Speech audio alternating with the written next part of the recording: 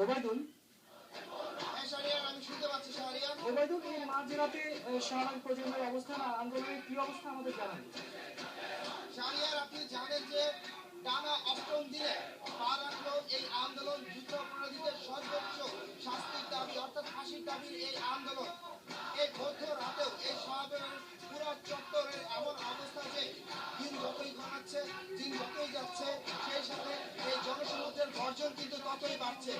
আমরা আমাদের চ্যানেলের দর্শকদের জন্য এখানে যে স্লোগানগুলো চলছে সেই স্লোগানের একটু শুনিয়ে দিচ্ছি আপনার মাধ্যমে।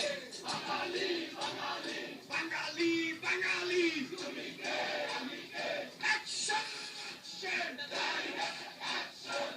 শাহরিয়ার, আপনি শুনলেন এখানের এই জনসমুদ্রের সেই গর্জন, যে গর্জনের মাধ্যমে তাদের একটাই দাবি যুদ্ধাপরাধীদের ফাঁসি।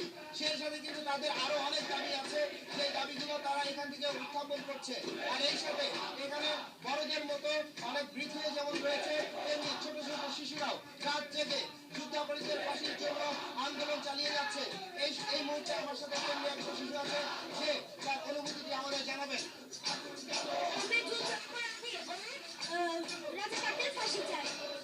এই ছোট্ট শিশুটির মতো হাজার হাজার শিশু রয়েছে এখানে, বাবা মা পরিবারের সাথে এসেছে এবং সেই সাথে স্লোগান দিচ্ছে।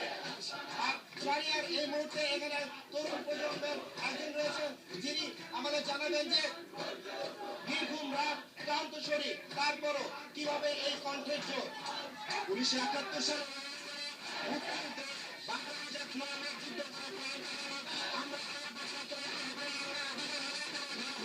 এটাই আমাদের প্রত্যাশা, অধিকার আদায় আমাদের হবে।